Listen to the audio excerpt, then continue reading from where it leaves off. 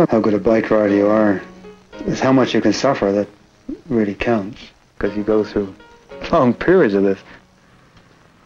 Your legs are gradually getting weaker, is what it is. You know, you reach the limit of your endurance.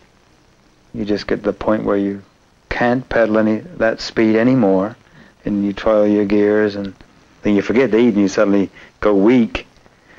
And although that's not what happens in the short races we have around here, where I'm concerned, it's just I can't make the effort anymore.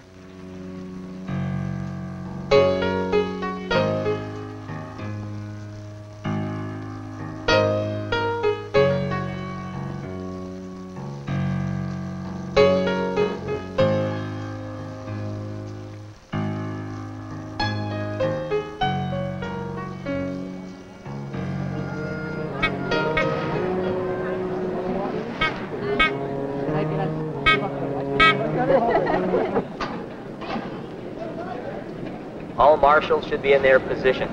All judges to their positions.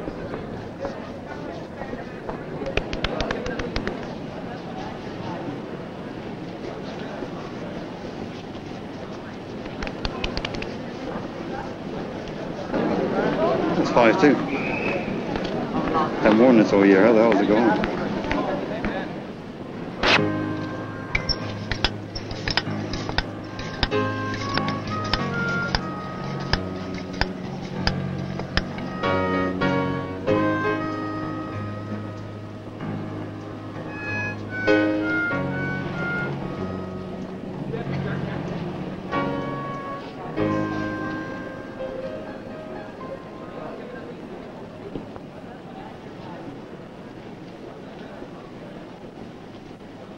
One neutral lap. Cyclist will complete this lap, then the gun will sound to start the race. Come on!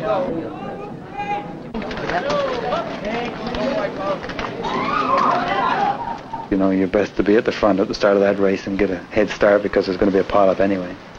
The field stretches like elastic going around each corner because the first guy around doesn't put his brakes on properly, but as they're all riding so close, one guy slows slightly, and this has the effect of stretching the field out. So if you're at the back, you may lose 20 lengths on the corner. You've got to make it up again by this time into the next corner. But by adroit positioning of yourself, you can eliminate your chance of going off the back. If you can stay in the first 6 riders, you're using less effort than the guys that are strung out there on every corner and have to make up again.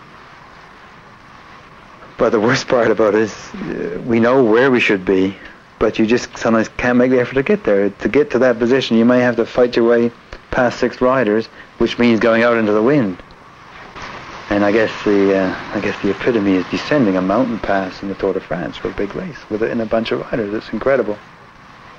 I wasn't skilled at that at all. I descended those steep English hills, but I'd never been down a mountain in my life.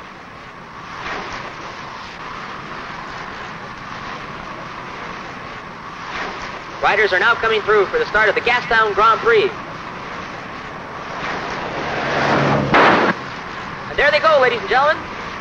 And the race is underway with 65 laps to go.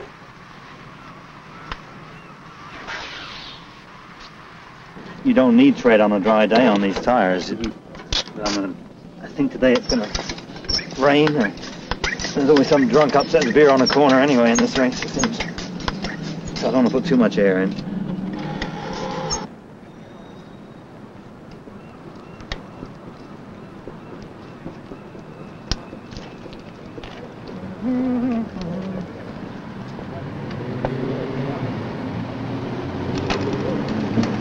Well, they're especially for cycling and especially for racing. It makes it awkward to walk when you have this cleat, but this cleat makes sure your foot stays firmly in the pedal in conjunction with the toe clips and straps so that you have power through the whole 360 degrees, which of course you don't have when you're just pushing on the pedals.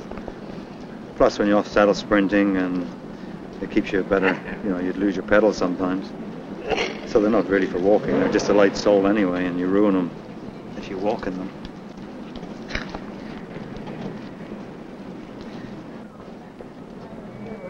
Coming to the end of Ready in third place there in the column, Cyclist Blue Party, wearing number 25, going through the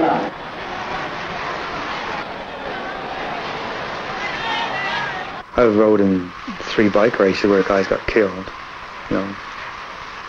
Just bad luck, really, because there's a lot of hairy moments and a lot of big pile-ups, but you get away, you know, you seem to get away from them. We didn't wear crash hats in those days, of course. You didn't have to. But the sense of the hairy things, and some guys have gone over the edge. So I used to think about that afterwards, but in the race you're suffering usually so much you don't worry too much about it.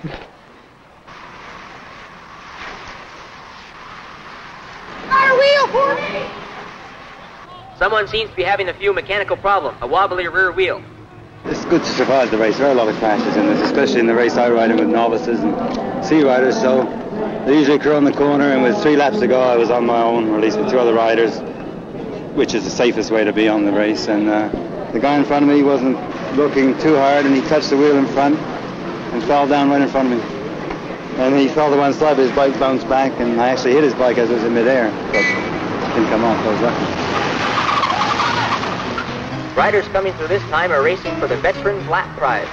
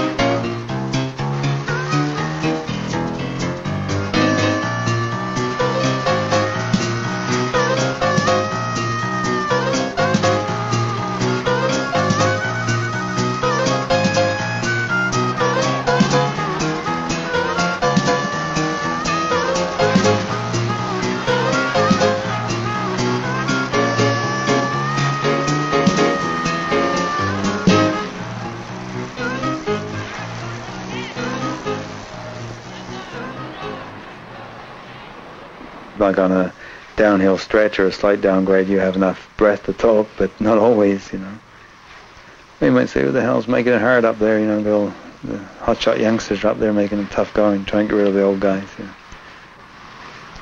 Besides, you wonder why the hell you're doing it.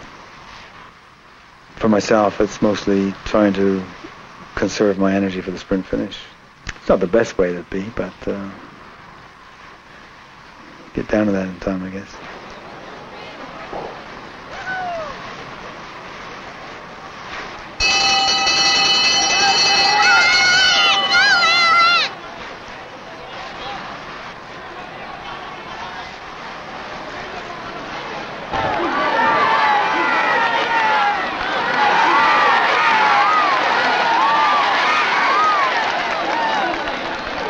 Who's it going to be? Brian Keith down front. He's got a terrific finishing kick. And Keith literally gets manual back down Grand Prix. Please stay well back. There are more riders coming through.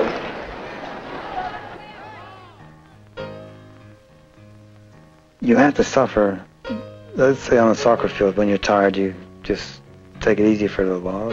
But in a bike race, if you don't hang in there, you're off the back and you've lost. When I was younger, of course, I just enjoyed the sheer strength I had to dominate other people, and now it's a matter of you don't enjoy that same position of strength over your fellow competitors anymore. But I still enjoy the challenge of trying to beat them, though.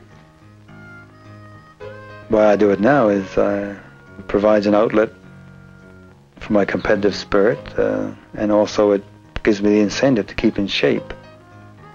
It's partly ego, because I can still win races, and naturally I enjoy that.